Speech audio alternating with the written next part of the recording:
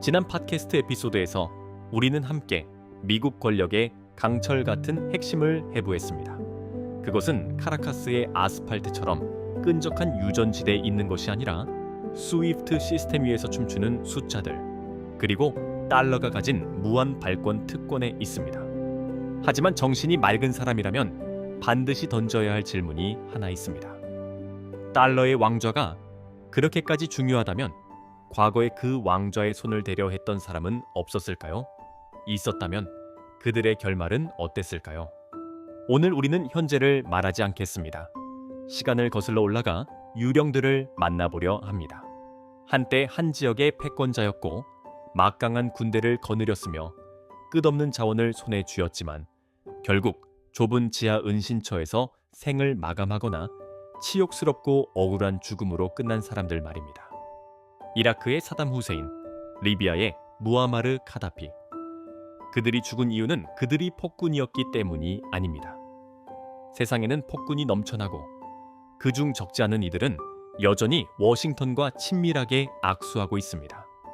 그들이 죽은 이유는 글로벌 금융 마피아의 침묵의 규칙에서 결코 용서받을 수 없는 죄를 저질렀기 때문입니다. 바로 미국 달러 없이 석유를 팔려 했다는 것. 현대 지정학 역사에서 가장 어두운 장으로 여러분을 초대합니다. 선을 넘으려 한 자들에게 내려지는 저주. 아무도 말해주지 않은 진실에 오신 것을 환영합니다. 사회가 당신에게 알려주고 싶어 하지 않는 진실이 있습니다. 대량살상무기라는 이름의 안개, 그리고 사담 후세인의 죽음. 2003년으로 돌아가 봅시다. 전 세계는 숨을 죽인 채 미국의 순항 미사일이 이라크의 수도 바그다드에 쏟아지는 장면을 지켜봤습니다. 당시 주류의 언론이 한 목소리로 내세운 명분은 이것이었습니다. 사담 후세인이 대량 살상 무기를 보유하고 있다는 것. 고상해 보이죠? 아주 인도주의적이고 세계 평화를 지키기 위한 것처럼 들립니다. 하지만 20년이 지난 뒤 연기가 거치고 잔해 위에 이끼가 낄 때까지도 사람들은 무엇을 찾지 못했습니다. 화학무기 1g도 핵의 흔적도 없었습니다. 그렇다면 왜 미국은 수십억 달러를 쏟아붓고 수많은 사람을 죽이며 셀 수 없는 생명의 피로 값을 치르고 수십만의 병력을 동원하고 심지어 미군 병사의 피까지 흘려가며 이빨도 없는 것을 알고 있던 한 사람을 굳이 끌어내리려 했을까요? 정답은 3년 전 2000년 11월에 있습니다. 그때 사담 후세인은 오만했지만 극도로 현실적인 지도자였던 그는 지정학적 자살에 가까운 결정을 내립니다. 그는 선언했습니다. 이라크는 더 이상 석유 대금으로 미국 달러를 받지 않겠다. 대신 유로로 석유를 팔겠다. 일반인에게는 그저 환전처럼 보일 수 있습니다. 하지만 워싱턴에게 그것은 페트로 달러 체제에 대한 정면 선전포고였습니다. 상상해보세요. 막대한 석유 매장량을 가진 이라크가 유로 결제 전환에 성공한다면 다른 오펙 국가들도 미국의 통제에서 벗어나는 길을 보게 됩니다. 그러면 세계의 달러 수요는 떨어지고 미국의 돈 찍는 기계는 삐걱거리기 시작합니다. 이유는 단순합니다. 달러를 쌓아둘 필요가 줄어들면 달러를 외환보유고로 들고 있어야 할 국가의 수 자체가 줄어듭니다. 그리고 미국은 사담 후세인이 살아남아 달러 없이도 세계는 돌아간다는 걸 증명하도록 둘 수 없었습니다. 2006년 사담 후세인이 교수대에서 처형된 것은 이라크 국민을 위한 정의의 실현이 아니었습니다. 그것은 아랍 세계 전체를 향해 보낸 피해 메시지였습니다. 석유는 너희 것이어도 그 가격을 매기는 단위는 우리 것이다. 규칙을 바꾸려는 자는 제거된다. 황금 디나르의 꿈, 그리고 무아마르 카다피에게 내려진 자필 사형 선고. 사담 후세인이 다른 강한 통화를 선택해 선을 넘었다면 리비아의 무아마르 카다피는 한 걸음 더 나아갔습니다. 그는 완전히 새로운 게임의 룰을 만들고 싶어 했습니다. 세이비다. 카다피는 평범한 정치인이 아니었습니다. 그는 위험한 몽상가였습니다. 그는 알고 있었습니다. 달러든 유로든 아프리카와 아랍 세계는 서방 금융 시스템의 노예로 남을 수밖에 없다는 것을. 그의 꿈은 무엇이었을까요? 아프리카 합중국, 그리고 단 하나의 공동 통화, 황금 디나르였습니다. 카다피는 리비아의 금 보유고 143톤을 담보로 새로운 통화를 만들려 했습니다. 그는 이슬람 국가들과 아프리카 국가들에게 단결을 호소하며 미국의 가치 없는 초록 종이 대신 금으로 석유 대금을 결제하자고 요구했습니다. 잠깐 멈춰서 이 발상이 워싱턴에게 얼마나 공포였는지 생각해 봅시다. 실물금으로 담보된 통화가 지구 자원의 상당 부분을 쥔 거대한 연합블록에서 실제로 사용된다면 그건 단순한 선 넘기가 아닙니다. 새로운 금융 요새를 다시 세우는 일이며 달러가 독점해 온 지위를 정면으로 위협하고 심지어 완전히 무너뜨릴 수도 있는 일입니다. 그런데 그 다음에 무슨 일이 벌어졌을까요? 2011년 아랍의 봄 물결 속에서 민간인 보호를 명분으로 나토가 리비아의 군사 개입을 단행했습니다. 당시 미국 국무장관이던 힐러리 클린턴은 카다피가 제거됐다는 소식을 듣고 TV에서 환하게 웃으며 말했습니다. 우리는 왔다. 우리는 봤다. 그리고 그는 죽었다. 이후 클린턴의 사무실에서 나온 이메일들이 공개되면서 잔혹한 진실이 드러났습니다. 리비아 개입의 진짜 이유는 민주주의가 아니라 카다피의 황금 디나르가 아프리카에서 프랑스의 영향력을 약화시키고 서방 금융 시스템의 안정성을 위협할 것이라는 두려움이었다는 것. 리비아는 한때 아프리카에서 가장 높은 생활 수준을 가진 나라였고 대외 부채도 없던 국가였습니다. 하지만 그 나라는 내전, 빈곤, 혼돈이라는 검은 구멍 속으로 던져졌습니다. 금융 독립을 꿈꾼 대가였습니다. 베네수엘라와 마두로, 계승자인가, 다음 희생자인가? 이제 오늘의 베네수엘라를 보세요. 니콜라스 마두로가 미국에 의해 마약 범죄자로 기소되고 그의 목에 5천만 달러 현상금이 걸렸다는 소식을 볼 때 잠깐이라도 정신을 차리세요. 미국이 정말로 마약 재배 문제에 관심이 있을까요? 진짜로 관심이 있다면 미국으로 향하는 거대한 마약 운송 루트를 가진 라틴 아메리카의 동맹국들이 왜 여전히 꾸준히 군사 지원을 받고 있을까요? 베네수엘라는 사담 후세인과 카다피가 저질렀던 것과 같은 죄, 따옴표 속의 죄를 저질렀습니다. 제재로 몰린 절망 속에서 마두로는 워싱턴이 가장 두려워하는 선택을 했습니다. 첫째, 중국의 위안화 런민비로 석유 대금을 받기 시작했습니다. 둘째, 이란과 러시아와 직접 연결된 석유금 교환 채널을 구축했습니다. 셋째, 스위프트를 우회하기 위해 디지털 통화 페트로버 페트로를 내놓을 의도를 드러냈습니다. 마두로는 세계에 미국의 운영체제는 해킹될 수 있다는 것을 증명하려 합니다. 그래서 워싱턴은 가만히 있을 수도 없습니다. 미국은 베네수엘라를 직접 침공해 두 번째 리비아로 만들 수 없습니다. 세계의 판이 이미 달라졌기 때문입니다. 대신 그들은 다른 무기를 씁니다. 국가를 내부에서 질식시키는 금융 생물 무기입니다. 마두로와 그의 아내를 추적하고 해외 자산을 전면 동결하고 임시정부를 인정하는 일. 이 모든 것은 하나의 작전, 반역자의 여정을 구성하는 단계들입니다. 마피아의 논리죠. 강자는 왜 절대 용서하지 않을까요? 미국은 왜 이렇게 잔혹해야 할까요? 왜 베네수엘라나 리비아 같은 작은 나라들이 자기 금융 운명을 스스로 결정하도록 두지 못할까요? 정답은 믿음의 본질에 있습니다. 달러 체제는 금에 의해 지탱되지 않습니다. 에너지를 사려면 달러가 유일한 수단이라는 믿음에 의해 지탱됩니다. 작은 구멍 하나만 생겨도 단 한 나라만이라도 처벌 없이 선을 넘어 성공해버리면 전 세계는 깨닫게 됩니다. 달러의 신은 사실 진흙발 거인에 불과하다는 것을. 만약 과거에 사담 후세인이 유로로 성공했다면, 카다피가 황금 디나르로 성공했다면, 그리고 마두로가 위안화나 페트로로 성공한다면 미국은 전 세계의 세금을 매기는 권력을 잃게 됩니다. 항공모함 함대를 유지할 만큼 돈을 찍어낼 수 없게 되고 자기 자신이 쌓아 올린 38조 달러의 부채와 정면으로 마주해야 합니다. 그건 체제 전체의 붕괴입니다.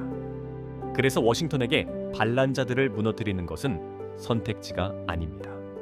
생존 본능입니다. 우리는 아주 귀한 역사적 순간에 살고 있습니다. 사담 후세인과 카다피는 고립 속에서 쓰러졌습니다. 그때는 미국이 유일한 단극 초강대국이었기 때문입니다. 하지만 오늘의 마두로는 다릅니다. 마두로 뒤에는 황폐한 유전만 있는 게 아닙니다. 러시아와 중국이라는 떠오르는 연합 블록이 있습니다. 그들 역시 달러의 사슬을 끊을 방법을 찾고 있습니다. 페트로달러의 저주는 반세기 동안 작동해 왔습니다. 왕조를 지었고 번영하던 도시들을 잿더미로 만들었습니다. 하지만 이번에는 베네수엘라에서 전쟁이 그 어느 때보다 복잡해 보입니다. 사담과 카다피의 유령이 남긴 교훈은 소름 끼치는 진실 하나입니다. 지정학에는 옳고 그름도 선과 악도 없습니다. 오직 규칙을 따르는 자와 그 규칙에 도전하는 자만 있을 뿐입니다. 베네수엘라는 이 저주의 다음 희생자가 될 수도 있습니다. 혹은 통화 제국의 붕괴를 알리는 첫 번째 균열이 될 수도 있습니다. 하지만 결과가 무엇이든 이것만은 기억하세요. 강대국이 민주주의와 인권을 설교할 때 말을 보지 말고 유전을 보세요. 혹은 돈의 흐름을 보세요. 거기에 권력의 진짜 얼굴이 있습니다. 어둠의 동맹, 베네수엘라가 제국들의 실험실이 될 때, 그렇다면 왜 마두로는 아직 무너지지 않았을까요? 답은 베네수엘라 군대의 힘에 있지 않습니다. 답은 이 판에서 마두로가 혼자 체스를 두지 않는다는 데 있습니다.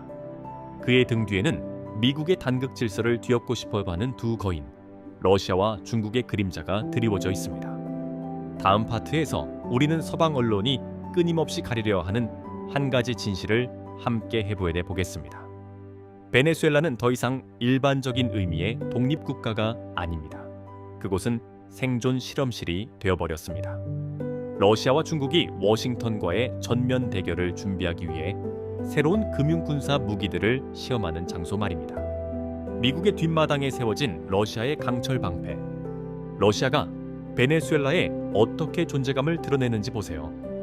워싱턴이 모든 선택지가 테이블 위에 있다고 선언하며 군사 개입까지 거론하던 순간 러시아의 전략 폭격기 TU-160이 느닷없이 카라카스에 착륙합니다. 미국의 멀로주에 미주 대륙 전체를 자신들의 침범 불가한 뒷마당으로 여기는 그 교리에 날아든 정면의 딱입니다. 하지만 푸틴이 마두로를 돕는 이유는 선의가 아닙니다. 러시아는 베네수엘라에서 전략적 희생양 말 하나를 보고 있는 겁니다. 첫째, 군사적 억지력입니다. 러시아는 미국의 코앞에 전진 거점을 필요로 합니다. 네이토가 동쪽으로 군사적 확장을 지속하는 상황에서 러시아는 맞대응의 거리를 확보해야 합니다. 미국이 우크라이나에서 러시아를 압박할 때마다 모스크바는 베네수엘라의 군사 고문단과 무기 계약으로 워싱턴을 상기시킵니다. 둘째, 에너지 중개자 역할입니다. 베네수엘라가 제재로 숨이 막히자 로스네프트 같은 러시아 석유 기업들이 뛰어들었습니다. 그들은 단순히 채굴만 하는 게 아닙니다. 마두로의 석유 세탁을 돕고 그림자 함대로 불법 원유를 운송해 아시아로 흘려보냅니다. 러시아는 여기서 막대한 이익을 얻는 동시에 세계에서 가장 석유가 풍부한 국가 중 하나의 에너지 밸브를 쥐게 됩니다. 모스크백의 베네수엘라는 지구력 테스트입니다. 총 한 발 쏘지 않고도 미국의 최대 압박 아래에서 동맹 정권을 어떻게 유지할 것인가. 그리고 지금까지 그 시험은 꽤 가능한 결과들을 보여주고 있습니다. 중국의 지갑 전략, 빚으로 제국을 쌓는 방식. 러시아가 군사 방패라면 중국은 금융의 혈액입니다. 미국이 몽둥이, 제재를 휘두를 때 중국은 당근, 현금을 내밉니다. 지난 10여 년 동안 베이징은 베네수엘라에 600억 달러 이상을 쏟아부었습니다. 이것은 무상 원조가 아닙니다. 정교하게 계산된 부채 함정 외교입니다. 베네수엘라는 원유로 빚을 갚습니다. 즉, 마두로가 달러 제재에 묶여도 그는 여전히 석유를 물건으로 바꾸고 생필품으로 바꾸고 심지어 중국의 사회 통제 기술로 바꿀 수 있습니다. 하지만 돈보다 더 중요한 게 있습니다. 중국은 베네수엘라를 TILTUO 달러 금융 시스템의 실험실로 쓰고 있습니다. 베이징은 마두로에게 위안화 결제를 장려합니다. 그리고 베네수엘라의 국가 카드 시스템을 구축하도록 돕습니다. 겉으로는 식량 배급을 위한 디지털 도구지만 실제로는 빅데이터 기반의 사회 감시 시스템입니다. 중국이 증명하려는 건 단 하나입니다. 한 국가가 미국의 기술도 미국의 통화도 없이 생존하고 교역하고 사회를 운영할 수 있다는 것. 그리고 이 모델이 베네수엘라에서 성공한다면 중국은 그것을 전 세계 개발도상국에 판매할 겁니다. 그렇게 조용히 미국 제국의 기초를 파먹는 거죠. 숫자 위에서 벌어지는 대리전. 그리고 정신을 똑바로 차려야 합니다. 베네수엘라는 21세기 최대의 비대칭 전쟁이 벌어지는 전장입니다. 미국은 재무부 체제로 베네수엘라를 쏘고 러시아는 S-300 방공 체계와 바그너 같은 정예 세력으로 핵심 인물들을 보호하며 응수합니다. 중국은 스위프트를 대체하는 국경 간 결제망으로 달러의 사슬을 무력화하려 합니다. 그들은 베네수엘라 국민의 고통을 지정학 실험실 속 시험 또하키 27색 통계 숫자로 바꾸고 있습니다. 미국의 제재가 마두로를 무너뜨리는 데 실패할 때마다 모스크바와 베이징의 전략가들은 미소 짓습니다. 그들은 미국 권력에 면역되는 법을 배우고 있는 겁니다. 베네수엘라는 바로 그곳입니다. 다극세계라는 개념이 뼈와 피로 형체를 얻는 곳. 그리고 가까운 미래에 마두로가 공식적으로 무너진다면 그것은 러시아와 중국의 야망에 큰 타격이 될 겁니다. 하지만 어떤 방식으로든 마두로가 버텨낸다면 그 생존 자체가 미국의 독점 시대가 끝나가고 있다는 살아있는 증거가 됩니다. 쓰디쓴 진실, 말없는 말없는 군말. 그렇다면 이 거대한 형님들의 게임에서 베네수엘라 국민은 어디에 있을까요? 쓰디쓴 진실은 이겁니다. 그들은 인질입니다. 워싱턴은 반란을 만들기 위해 국민이 굶주리는 것도 감수합니다. 러시아와 중국은 반미 전초기지를 지키기 위해 국민이 빚더미에 깔리는 것도 감수합니다. 그 누구도 베네수엘라 국민의 자유나 빵에 진심으로 관심이 없습니다.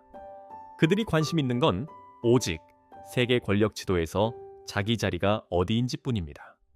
우리는 지금 역사적 흐름의 이동을 보고 있습니다. 베네수엘라는 더 이상 남미 한 나라의 이야기가 아닙니다. 낡은 질서에 울리는 조종입니다. 제국들이 한 나라를 실험실로 쓰기 시작할 때 그것은 더 큰 전쟁이 가까워졌다는 신호입니다. 말을 보지 마세요. 판을 움직이는 손을 보세요.